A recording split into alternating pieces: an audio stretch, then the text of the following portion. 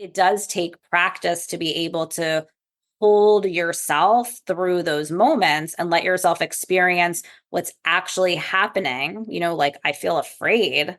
I feel like none of these people are going to protect me. And to be able to walk yourself through those moments and feel those feelings and then come out on the other side, you create a level of strength and power and trust within yourself that you didn't have before. And then it becomes a lot easier to follow through.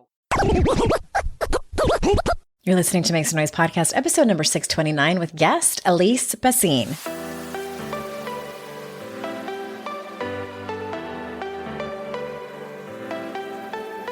Welcome to Make Some Noise podcast, your guide for strategies, tools, and insight to empower yourself. I'm your host, Andrea Owen, global speaker, entrepreneur, life coach since 2007, and author of 3 books that have been translated into 18 languages and are available in 22 countries. Each week, I'll bring you a guest or a lesson that will help you maximize unshakable confidence, master resilience, and make some noise in your life. You ready? Let's go. Hi, everyone. Welcome to another episode of the podcast. I am so glad that you're here. We have a brand new guest on today, and thank you for your patience and continued listening as I roll out some rebroadcasts for the next couple of months, just a handful of them here and there. But today we have an all new episode. And before I jump in and tell you about her, I wanted to let you know that I do have a couple of openings for one-on-one coaching right now. And if you are someone who wants some support, and at the end of this year, you want to finish strong, you want to go into the holidays, knowing what you want, setting some boundaries, having some hard conversations, checking some goals off your list, let's talk. Head over to andreaowen.com/links.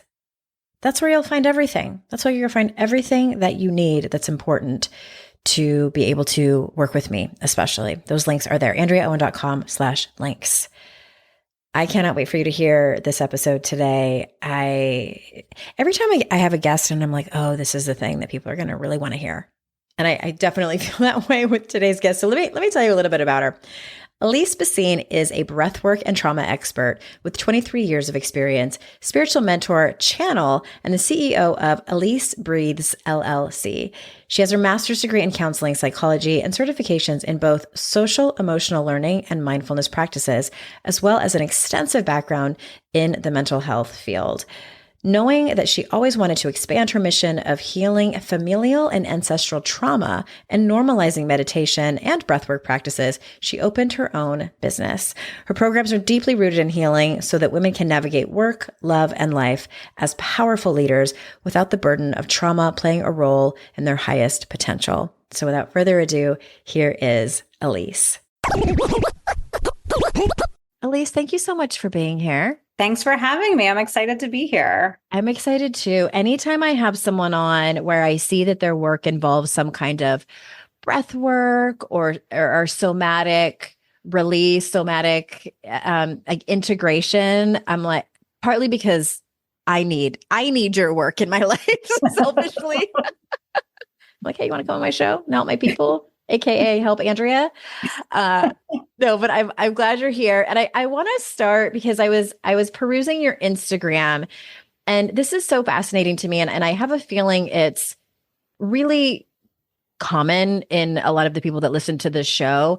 And it's growing up with emotionally unavailable parents, that whole question. But I want to ask it from this place because I feel like, because I want to ask, like, what would that look like? But I feel like maybe a better question is it's a shorter list of people of what would it have looked like for someone to grow up with emotionally available parents? Like, what does that look like? And many of the people listening are parents. So that's, might be a good answer for that. So can you speak to that? What does that look like?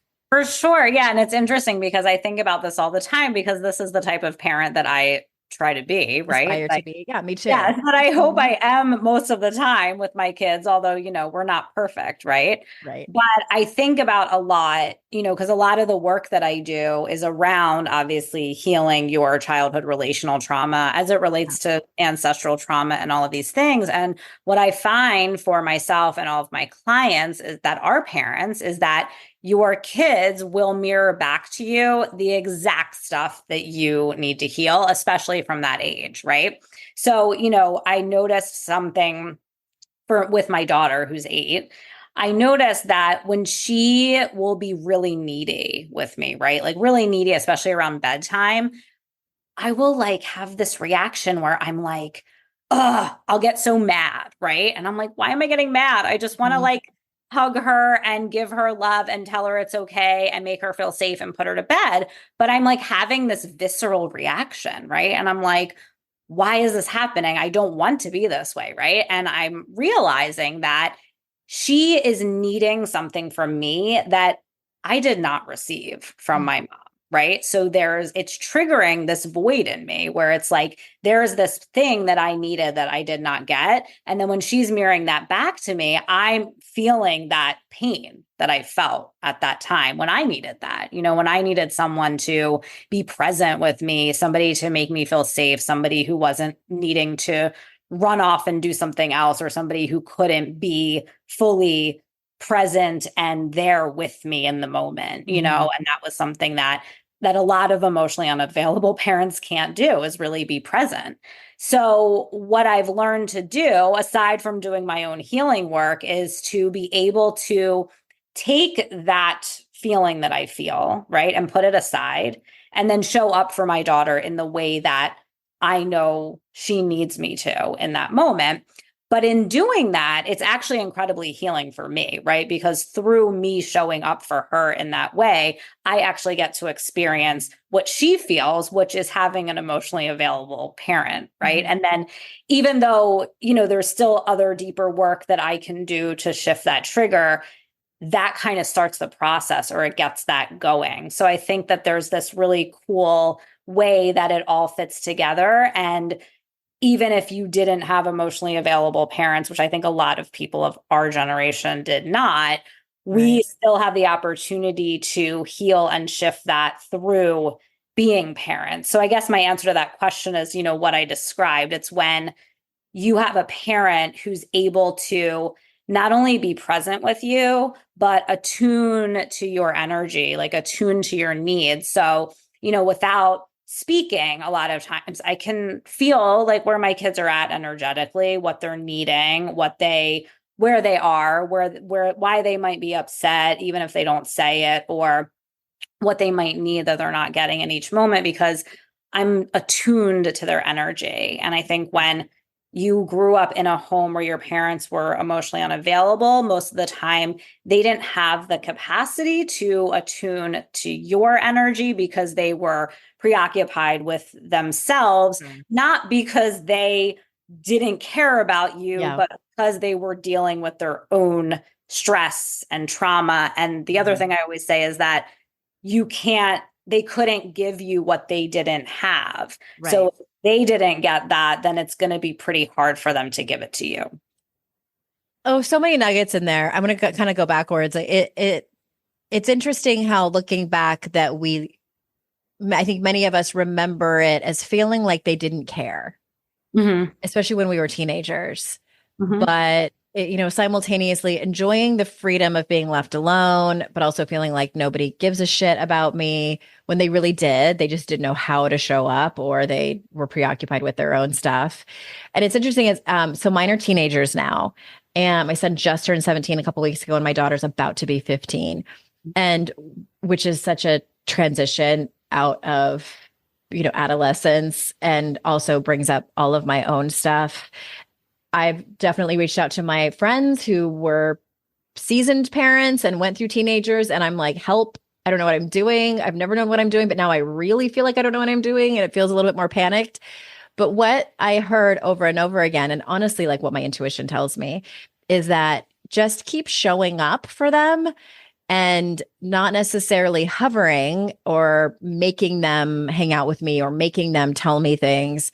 Just keep showing up. Just keep showing up and being present physically, and also just casually asking about things, or when they do when the rare occurrence does, when they ask me for help, that I'm like immediately there and present. And also so just to recap, so what you're saying is emotionally available parents were present with all of our stuff. I also assume that, and maybe you said this and I missed it, but like making room for all of the child's feelings to be okay, like not being dismissive or being Yeah. made to feel wrong for your feelings. So this is something where I talk about, I have this phrase that I say, your job is to be the supporting actor, not the director with your kids, right? Oh, okay. Yeah. So when you're the director, you are kind of having a stake in their feelings, right? So what you're speaking about is like dismissing their feelings of like, oh, well, you shouldn't feel that way, or you shouldn't do that, or that's stupid, or oh, you should really do this, or you should really do that. And of Mhm. course, it's our job as parents to guide our children and provide support and advice and perspective, right?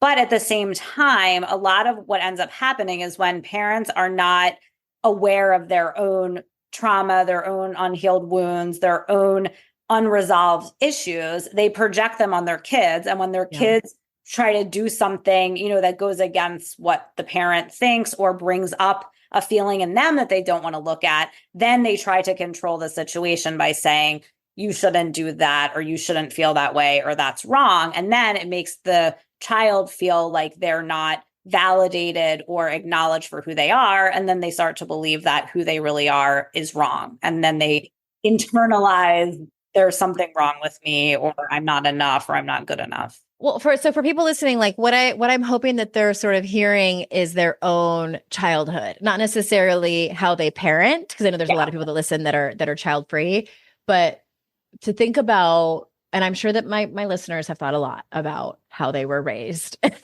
like, and how that impacts them now, again, whether they're parents or not. And that's like, a lot of the work that you do. But the reason I ask that is I think it's important to think about maybe what you didn't get, not from a place to like blame your parents for all your problems. So in order to do some reparenting work, which is so incredibly important. And I know that we're gonna get to that in a little bit, but I wanted to ask you too about abandonment, Mhm. feelings of that abandonment wound. And so can you give us some examples of someone who has an abandonment wound? How do they show up a lot of times in their lives and especially in their relationships? What are some behaviors that exist there? Yeah. So this is really interesting because I think the abandonment wound can take many forms, right? It doesn't have to necessarily be a parent actually abandon you, although that is Pretty common. common, probably. Yeah. Yeah, Mhm. it is common, more common than you think. Uh, but it could also be emotional abandonment, right? So there can be these moments where a child really needs the parent to show up for them and they're not there, right? Like, for example, if something traumatic happened, at school or with a friend, or something that significantly impacted you and you really needed support because you were traumatized, and you told your parent and they dismissed you, right? Or they said like, that's stupid, leave Right. me alone. Or something traumatic happened and you called to tell them, oh my gosh, this thing just happened, I'm really upset, and they dismissed you, or told you it wasn't Hmm. valid or whatever. So even something like that could be considered abandonment. Or over time there were ways that you felt completely neglected or abandoned, just on an emotional or energetic level, right? Like they were Hmm. present but they weren't present, so you just Yeah. felt like you were there and they were there, but you still felt all alone. The way that can show up, right? And one of the most common things I see is, inside of your relationships. So if you were with somebody who was, or you had a parent who emotionally abandoned you, you will create a relationship with that same dynamic. Now, it doesn't mean that your partner would be emotionally abandon you, because you could be the one emotionally abandoning, right? It Mm-hmm. doesn't have to be that you create that exact dynamic, but it's the dynamic, right? So Mm-hmm. I always tell people, because in a lot of the work that I do, we find patterns and we draw parallels, but you can't take it literally, right? So it's usually the same energy, but the circumstances could look different, right? Okay. So you would see inside of your relationships in some way that pattern still going on. And then the other way that I see it too is self-abandonment.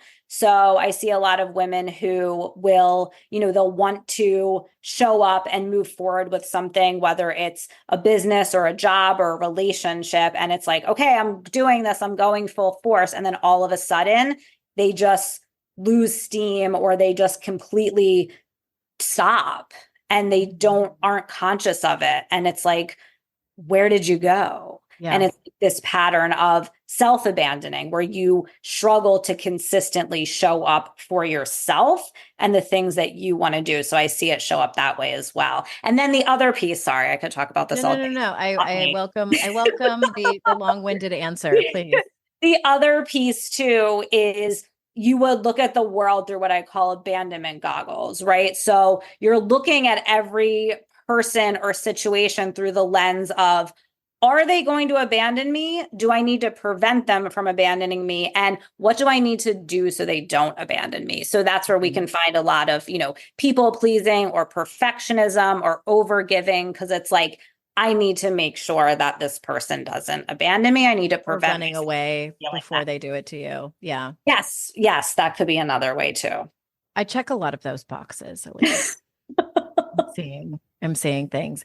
I think the one that resonated the most and what I want to maybe ask you to dive in a little bit more to is the self-abandonment. Because I think that we're pretty, I don't know, I think we get to a certain age and a certain level in our personal growth where we see our patterns in our romantic relationships. Like maybe we are the person who had kind of an obvious abandonment thing, like a parent that left, or when you were explaining that in the very beginning of your answer about, growing up in homes where you were emotionally dismissed or whatever, I was also thinking to myself, or sometimes where you needed someone, but you knew based on history that it was not safe for you to ask for help. And so you didn't. I think that's another form of abandonment.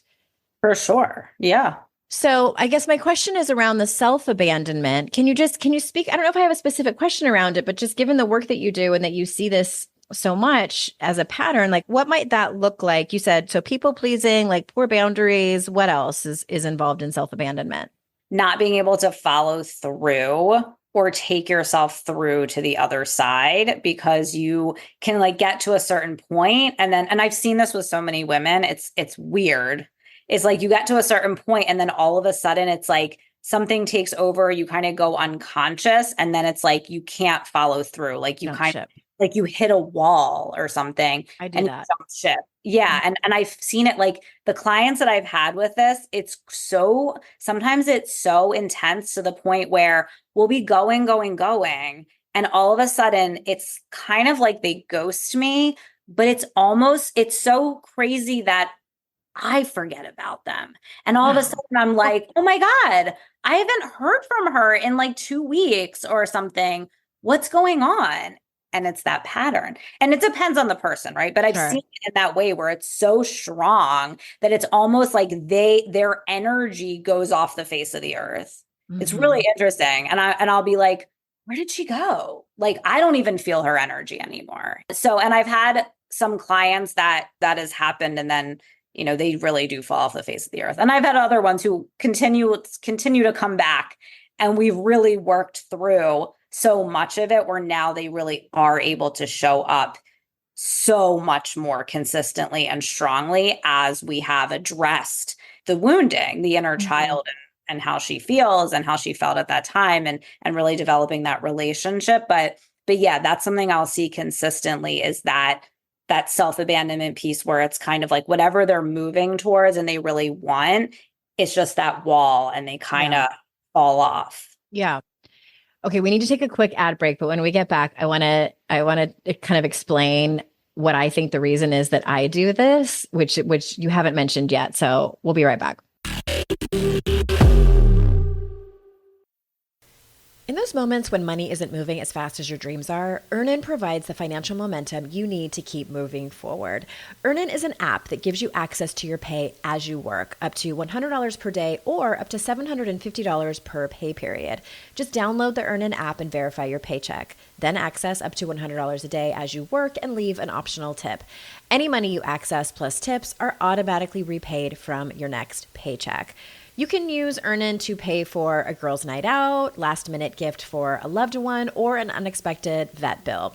Make Earnin a part of your financial routine and join Earnin's over 3.5 million customers who say things like, when I think about Earnin, I think about financial stability and security. It gives me a lot of peace of mind. Download Earnin today, spelled EARNIN, in the Google Play or Apple App Store. When you download the Earnin app, type in noise under podcast when you sign up. It'll really help the show. Noise under podcast. Subject to your available earnings, location, daily max, and pay period max. See earnin.com/TOS for details. Earnin is a financial technology company, not a bank. Bank products are issued by Evolve Bank and Trust, member FDIC. We all know home-cooked meals are so much better for you, but you don't always have time to pull it off. With HelloFresh handling all the meal planning, shopping, and most of the prep, it's easier than ever to get dinner on the table quick and painless. HelloFresh lets you easily customize your delivery from week to week because plans change and life gets busy. Tailor everything to your schedule by adjusting your delivery date or skip a week when you're not able to cook at home. HelloFresh for me has pushed me to step out of my comfort zone and try new flavors and meals I normally wouldn't think of. It's made cooking fun and easy again and not stressed or rushed at all.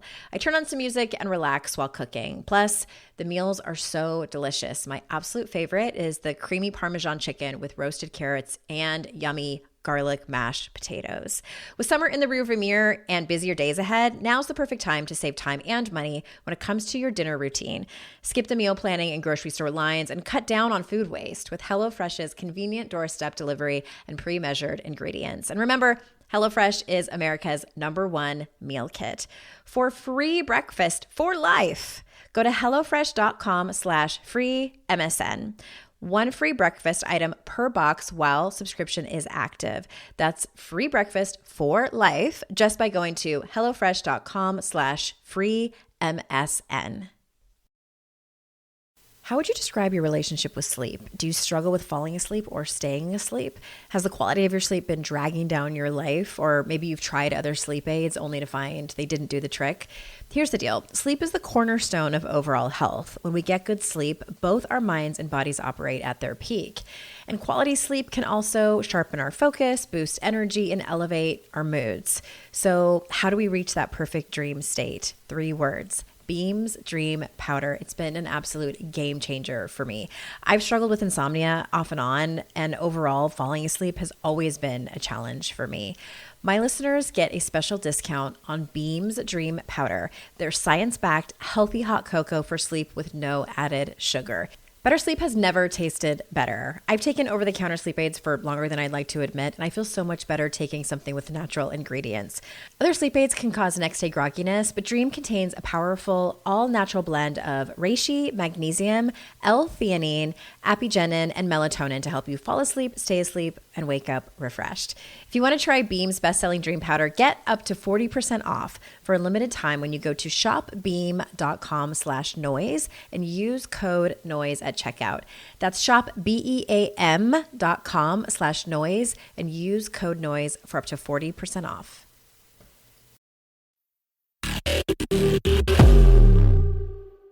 Okay. So the self-abandonment piece, before the break, you were talking about your clients and how they, will go into a project or something, or maybe it's a relationship and then they jump ship before they can fully close the loop. I think, and I just put this together. Here's why I'm almost positive that I do it unconsciously and now with conscious. God damn it, Alyse. So I think I do it is because when things start to get squirrely, like I get to where I start to get scared because it's a lot of work, because there's a lot at stake, because there's some kind of emotional risk involved, because there's some kind of like putting myself out in the spotlight. It could be any number of vulnerable things that I have to do. And I'm used to vulnerability, but like it depends on the circumstance. Maybe I've got a lot of them going on. Maybe it's a full moon. Who knows? It doesn't matter. But I jump ship because it becomes less painful for me because I'm used to the pattern of self-abandoning. It becomes less painful for me to abandon myself, to disappoint myself, than it is for something or someone to disappoint me in the end. Hmm. Where were you disappointed as a child, or where are you expecting to be disappointed? That someone will not show something or someone, usually someone, won't show up for me the way I need them to show up for me. And that is my like deepest, most visceral, primal wound. I've said here on the podcast so many times, like, mine isn't so much that I feel unworthy and that I'm not good enough. Mine is that I'm going to find out that nobody really gives a shit about me, which is basically the same thing, just like in a different costume. Yeah. Like I'm going to find out in the end, like it's all been a big joke. And everyone's like, oh, we just, we like how entertaining you are. Or we never really liked you, like jokes on you. Like and I know like consciously that's not true. People love me. But it's that deep wound, that we're all kind of trying to fill that void and avoid the pain of that. That's mine. That's kind of connecting the dots. Mm-hmm. Oh, it makes my stomach hurt just to say it out loud. Well, it's good to say it out loud, but where is that, your mom or your dad or both? I don't want to say for their privacy. We can talk offline about that because now one of my primary caregivers, we'll say that. Okay. And maybe more than one. Right. Because sometimes it is, and obviously we don't have to talk about all that here, but like sometimes it's a combination of both, right? Or it can also be something that you witnessed over time between the two of them or with the two of them, or how they both related to you. Or how they interact with their own life, maybe too, like that we see primary caregivers like treat themselves and we think that that's right when we're kids. I think that's one of the biggest things, especially with the mother wound, that I see is, yes, of course, it's about your relationship with your mother, but there's so much more than that. A lot of it is just about what she modeled to you and the pieces of her psyche and her consciousness that you took on and the way that you enmesh with her energy based on that. So there's so many like underlying layers to it. And I love diving into this because so much of it is not something that you would think about or see. Then when you start to get into the deeper patterns that go on with people, that they're like, why do I do this? Or why do I think this? And then you start to dig into like, well, tell me about your mom and like, what was she like? And what did she do? And it was like, even though they might have had a good relationship with her, they witnessed her behave in certain ways, or even not even anything she said, but just stuff they felt that they then, in an effort to attune with her energy or, make her feel better so that they could feel better, you like enmesh with them, right? And you kind of take on these problems that they had or beliefs that they had or ideas that they had about who they are or what kind of place the world is or what they're deserving of. And you take that on as your own without even realizing that you're doing it. And then you think it's yours, right? And I've had these moments so many times, even in my own growth process, where I'm like, oh, wait, this is actually not my problem.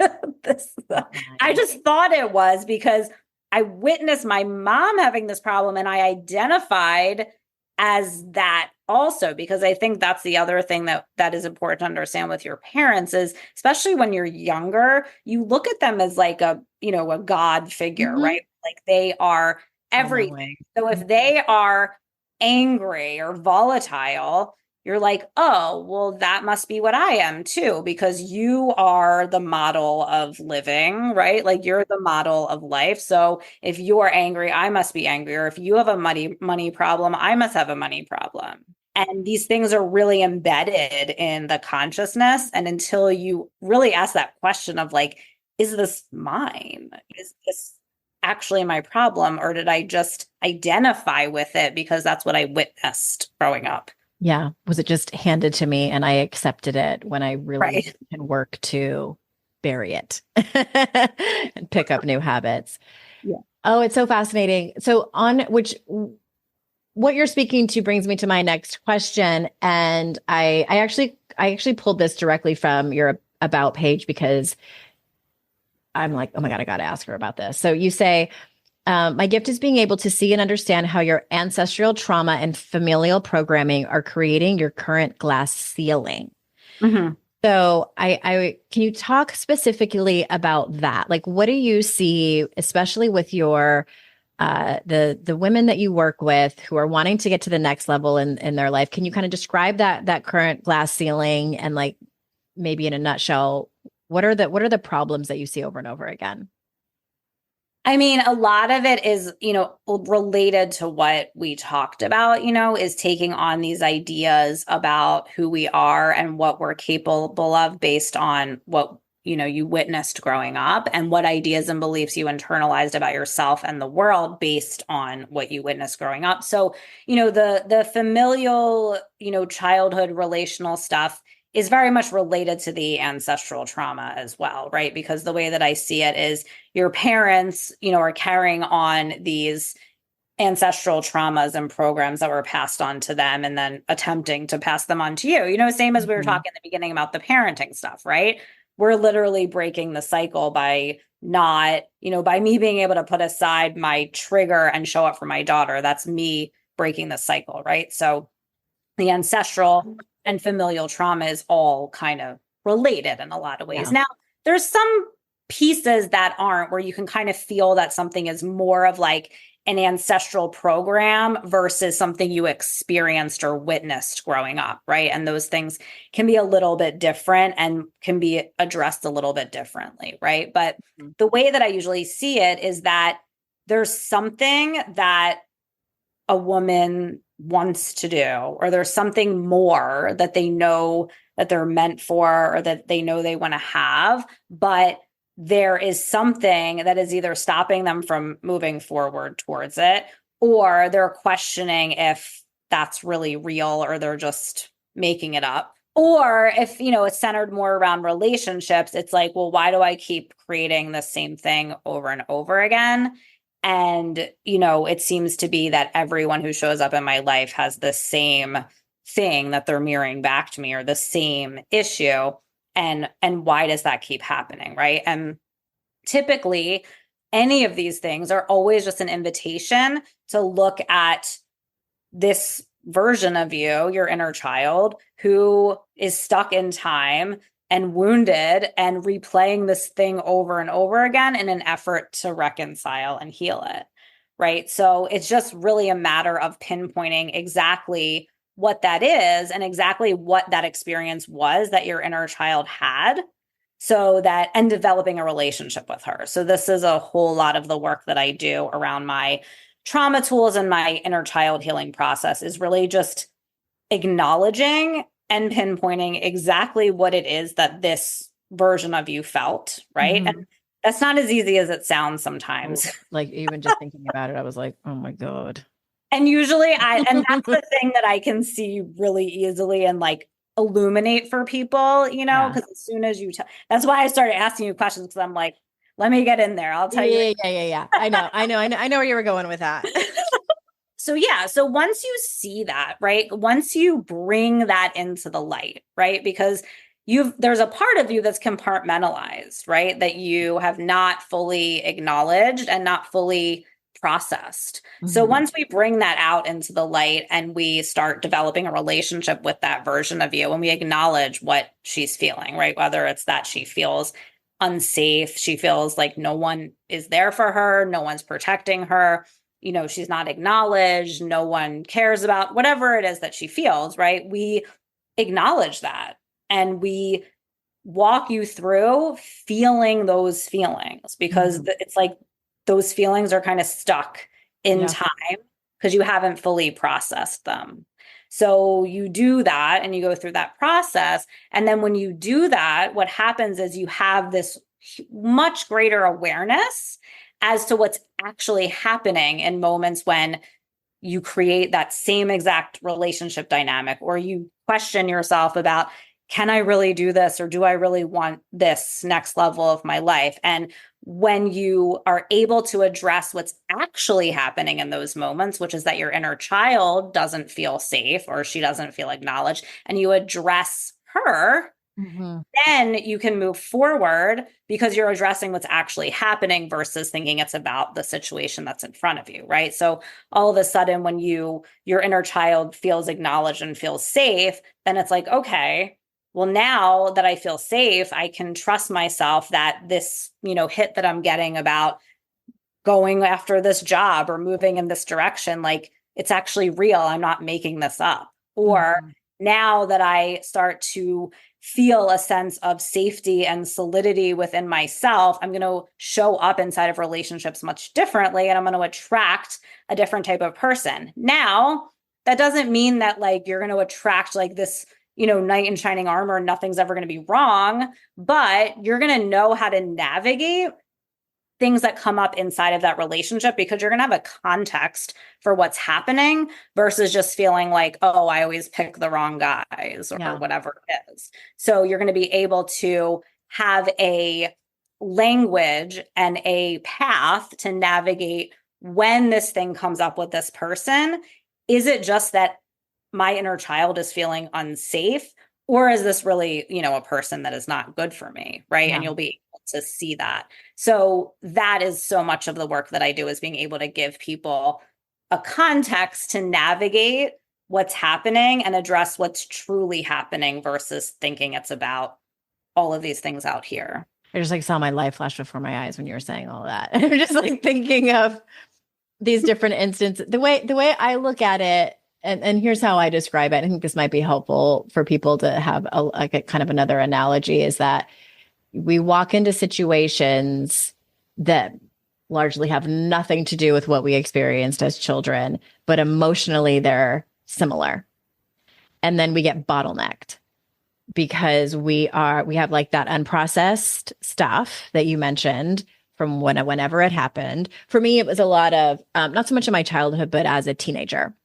So stuff happened that was never processed. I didn't have the appropriate mentors or caregivers to walk me through it, and obviously didn't have the tools because I was still a child.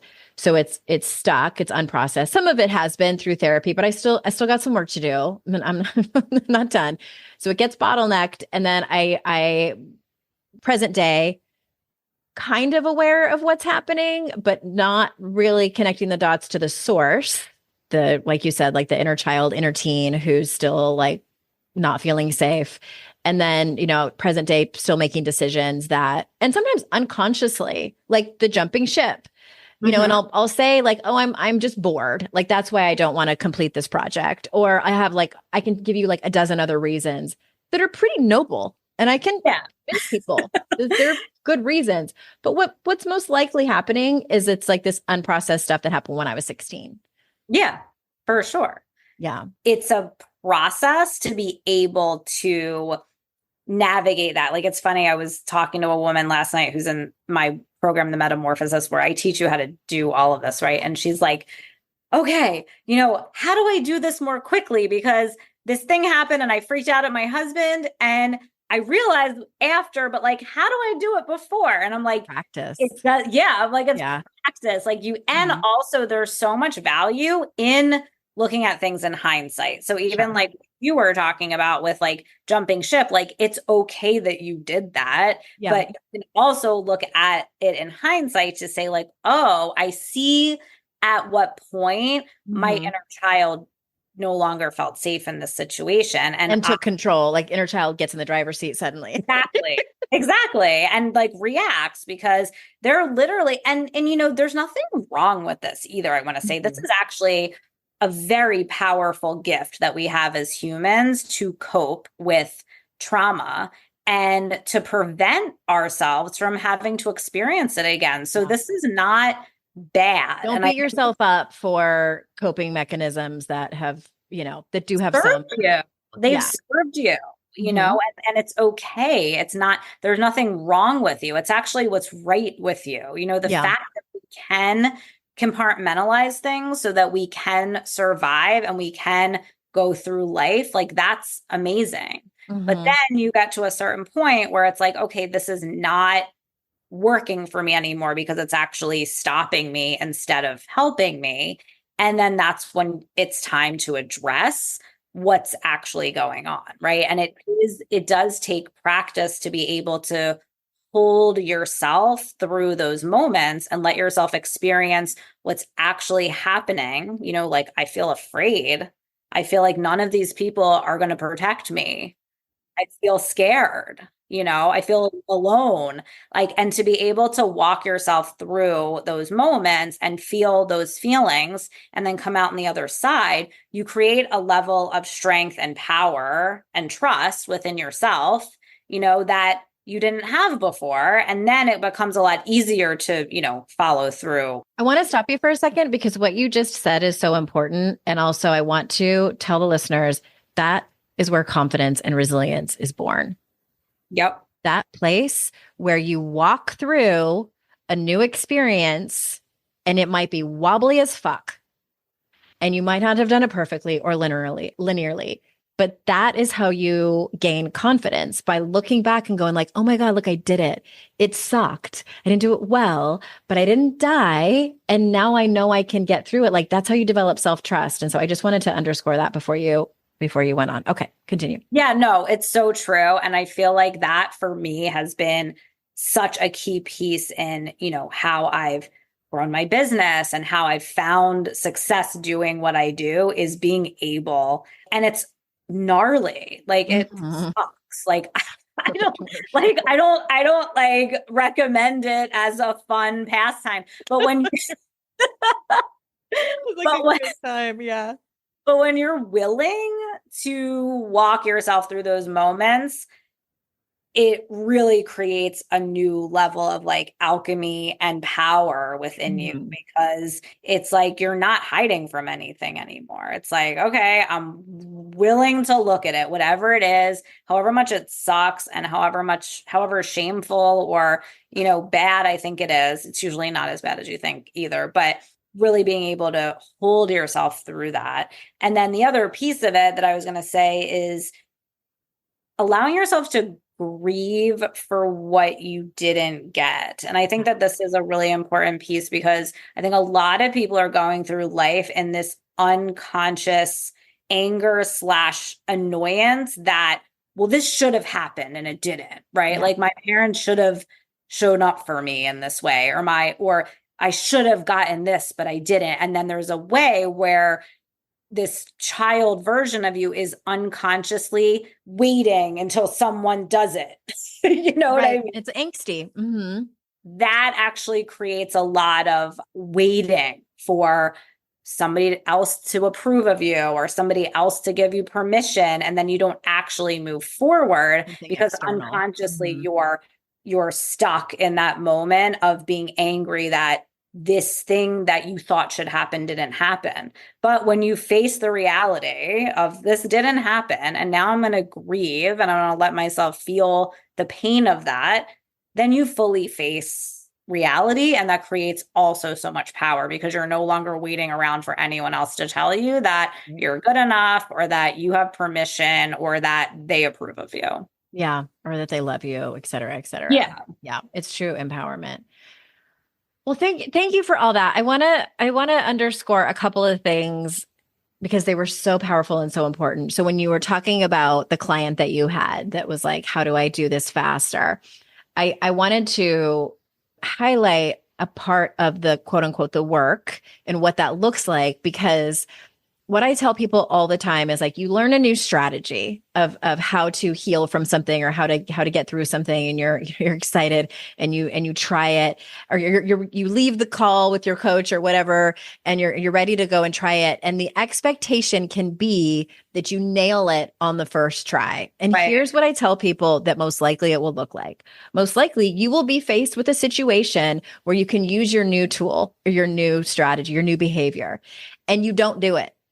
But the difference is that like you're conscious of the way that you don't want to be doing it, or you're conscious of the missed opportunity. And then you're like on the other side and you're like, oh, damn, like that was an opportunity I could have used. Like, let's just take like having a hard conversation and, showing up with kindness and a boundary. And maybe you people please instead. And you're like, I just had that call with Alyse and I know how to, and you're beating yourself up. No. It's a win that you noticed that you could have used it. Totally. Because next time or the time after that, you're gonna try. You're gonna try the thing. Like people wouldn't be coming to this podcast. They wouldn't be coming to programs with us or working with us if they were just gonna learn the stuff and then never try it. Yeah. No, we don't Yeah. attract those types of people. Of They course. might miss the opportunity a couple of times and watch the car drive by really fast. But, it's sort of like double dutch. I've never done double dutch, but I've watched people do it. And then how like they do that thing where like their body is moving, they're waiting for like the right opportunity to jump in. To jump in. You might be sitting there like to jump in. And that's a win. It's part of the path. It's part of the path. And then one more thing I want to say before we have to go to another break, is that when I was giving that example of how I jumped ship, and I will give you like reasons why I did it, because I was bored or whatever, and probably a lot of it is more emotional than I think. I want to circle back to that and say it's probably all of those reasons. Like I'm also probably also bored. I'm also probably, yeah, it's a lot of different things, and they all matter and make an impact on the reason why I might jump ship. However, I think the thing that is the most important for our soul and our spirit and our future and our best, most wise self is to do the emotional work. Yeah. And like, I still might get bored and like want to walk away from things, but at least I'm not tangled up in the emotions around it from something that happened when I was a child. Right. And you're not coming from a reaction. That's the biggest piece, is it's like sometimes and I can always feel like if someone's like, well, I just don't want to do this, or I just want to wait until, after my daughter's wedding or whatever the hell they say. Yeah. It's like, you can feel that that's not really the real reason, you know? And even though that might be a valid thing, sure, it might be part of the reason.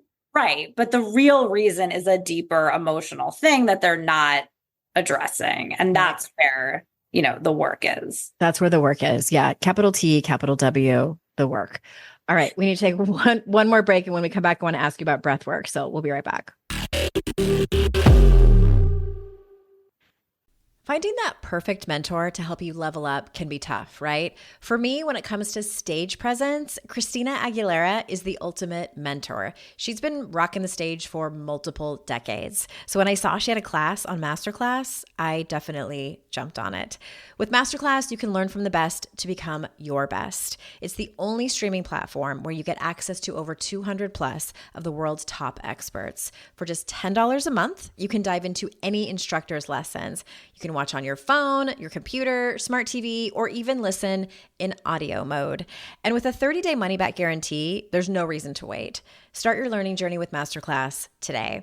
And the classes really make a difference. 88% of members feel that Masterclass has made a positive impact on their lives. Right now, our listeners get an additional 15% off any annual membership at masterclass.com/Andrea. That's 15% off at masterclass.com/Andrea. Masterclass.com/Andrea. No one told us the truth about parenthood. Why? This is the podcast everyone needed before they had kids, because now that those little ones are here, there is a lot to unpack. I'm Rachel Shepardota, and I am your host for the podcast No One Told Us, where we tell the truth about parenting and let you in on all the stuff you really should have known about before having kids.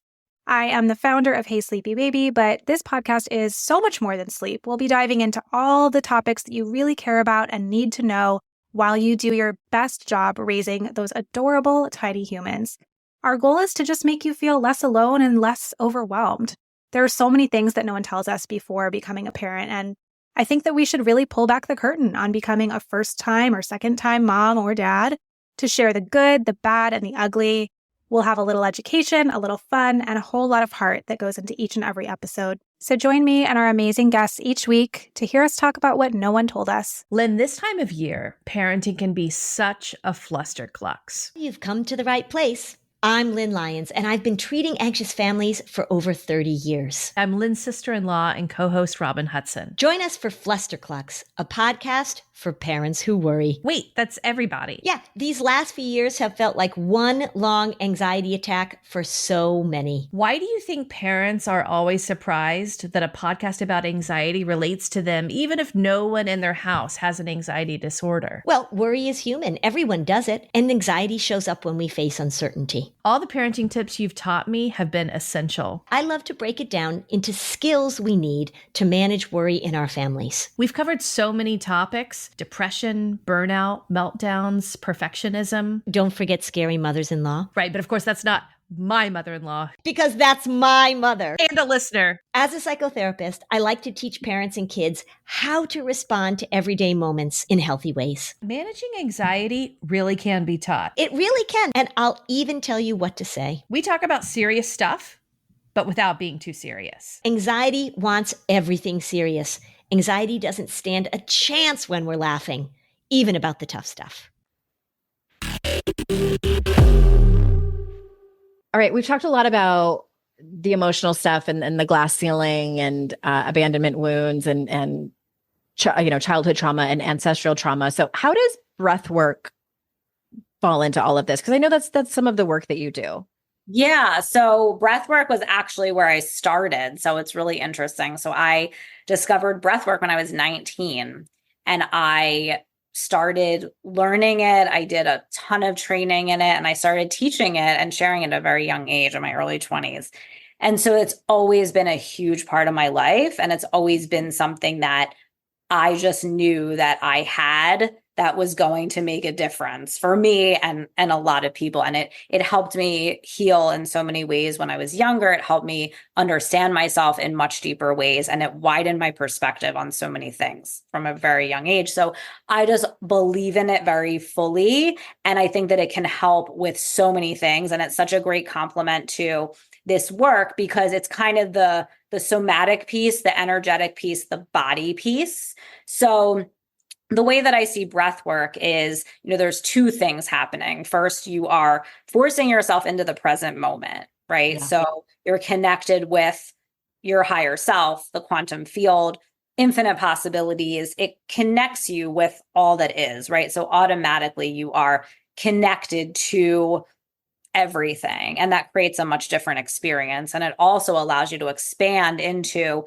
possibilities versus, just this story that you have about who you are and what your life is, right? Mm-hmm. And then it also moves energy. So much like we're talking about the inner child and what happened as children and all of these things that we experience, a lot of times we don't fully process them. And we've actually been taught from many different places not to show our emotions, right? Not to deal with our emotions or not to express them. So a lot of people are walking around with a ton of suppressed emotional energy that causes anxiety, depression, chronic illness, chronic pain, all of these things, right? So when you start to move the energy in the body, you process the emotional energy that's there, and it really moves and processes energy that can cause a lot of different issues, right? And then at the same time, it's a very quick way of accessing the subconscious mind. And so much of the work that I do is around what's in the subconscious, not necessarily what you are conscious of. So when people use the breath work, all of a sudden they'll have these huge awarenesses or connect dots with certain things of, oh, why I look at things this way, or this moment when my mom said this, and then it kind of changed this trajectory of what I thought about what I was able to do in life, or, all of these different things. So when you access the subconscious, it allows you to have a wider perspective of why you do what you do or feel the way that you feel. And the cool thing about breathwork too is you don't always have to know either everything that you are shifting or releasing, because it works on so many levels. Yeah. So I've had a lot of people say I feel completely different. I feel like I've had a huge perspective shift, or I feel so much lighter, but they don't necessarily have to be conscious of exactly what they let go of or what shifted either. Right. Sometimes you are, and the way that I use breath work inside of the metamorphosis, which is my program where I teach you how to, do my trauma clearing process. I have breathwork sessions for each thing that we are clearing. So around your birth story, which is a big thing that I do, your mother wound, your father wound, and your siblings. And then I also have breath works around. So we do forgiveness and completion, releasing guilt and shame, shadow work, and then uncovering like your deeper purpose. I feel like so it sounds like it's not like for beginners, really. It's not for people who just want to like dabble in personal growth. No, but if you nothing when it comes to me is like about dabbling. I'm a Scorpio. So like you're not getting away with anything with me. I love it. We're not dabbling. No, but if you do that's not true. You can try my breath work. I have a free one. I'll share. I'm sure you have like intro. Yeah. Just to get to know this like program. No. Yeah. It's called metamorphosis. Like it's not. And also, like, I want you to get a result. And in order to do that, we have to get to the deepest, darkest thing. Like, we're not avoiding anything, Yeah. So that's why we do all of that. But to bring it back to the breath work, I have breath work sessions that I've created that walk you through accessing the pieces of the subconscious around each of those relationships. Okay, that's fascinating. So I'm fairly new to not just breath work, but subconscious work. I had a pretty extraordinary breath work experience in 2015 with Kathleen Booker. She has been on my show at least once, maybe twice. I'll put her link in the show notes because she's this phenomenal woman because I walked in skeptical. I was like, you mean to tell me like you can have a transformational experience just from breathing? Like, okay, wink, wink. Yeah. And it was a group. She saged us before we came in. It was like a yurt in the Poconos, and like my whole body was trembling, almost like I was freezing cold. And it was only on the left side of my body, which I'm like, I had never experienced anything like that before, but I wasn't afraid. Yeah. Part of why is because she must have known that she could probably sense like the people who were skeptical and then were having like this weird somatic experience. And she came over to me and she held my face in her hands and was like talking in my ear, telling me that I was safe. And just even thinking about it and telling the story, like my throat, I can feel like the emotion come up in my throat just because it was such a life-changing experience. And then I had another breathwork session that was just kind of okay. So I think it's similar to any kind of personal growth work. Like some sessions may be completely life-changing. Some may just feel like, well, that didn't feel like anything, but all of it matters. Yeah, and I say all that because to like throw in my vote for breathwork.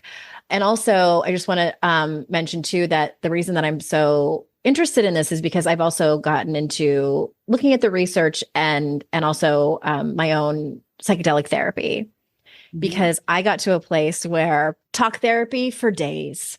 And so a lot of my work is in the head and it's conceptual and it's all fantastic. And I still am behind all of the work I'm certified in, all of the tools that I give my clients.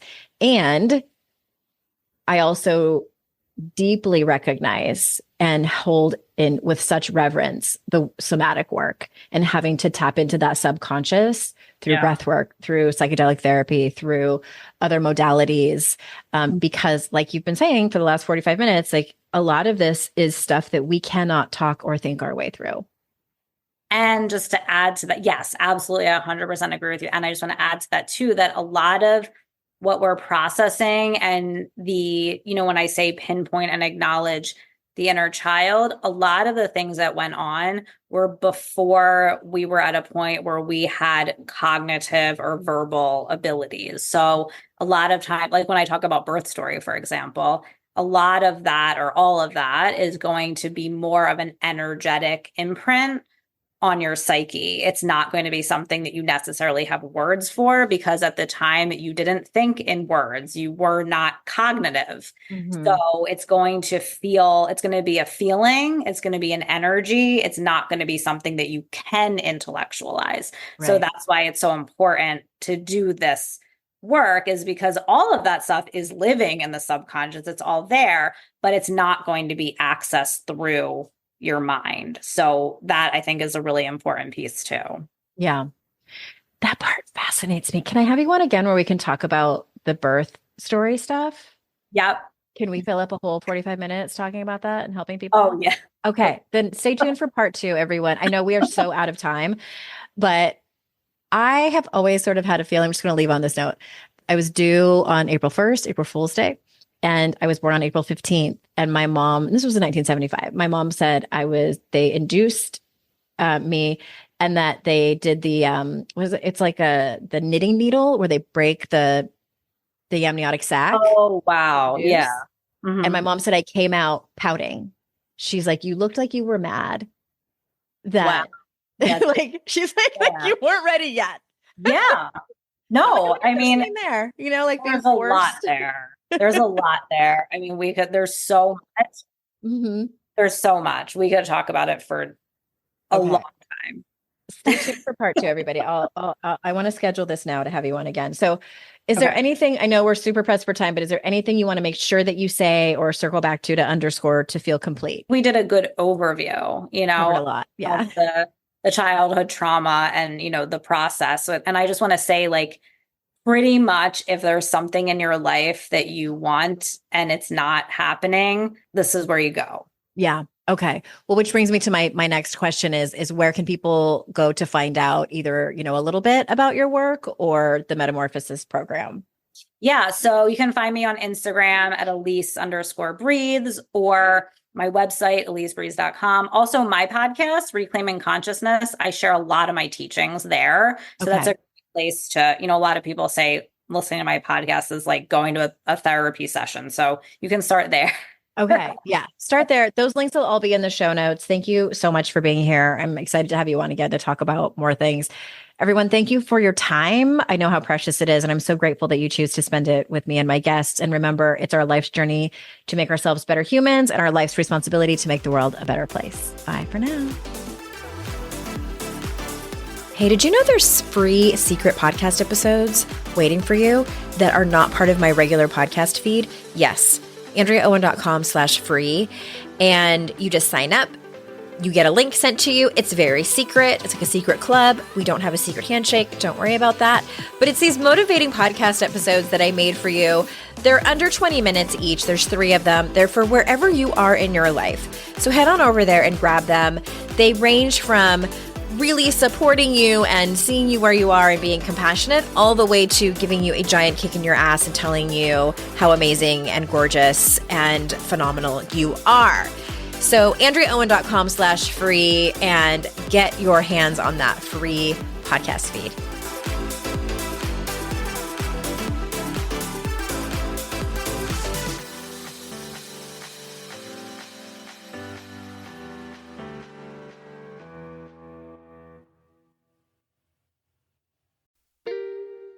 Are you a parent in need of a laugh and a little escape? Look no further. Parenting is a Joke is the podcast you've been waiting for. Hey, I'm Ophira Eisenberg. I'm a stand-up comic and parent. And each week I chat with one of my top comedian pals who, just like you, are juggling careers, busy lives and schedules, and raising a family.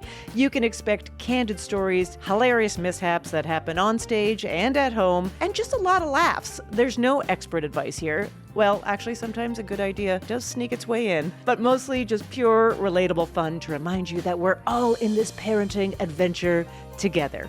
New episodes of Parenting is a Joke drop every Tuesday, so tune in, get ready to laugh, unwind, and maybe even feel a little bit better about your own parenting. Because sometimes that's exactly what your therapist, pediatrician, and bartender ordered. Subscribe now on your favorite podcast platform.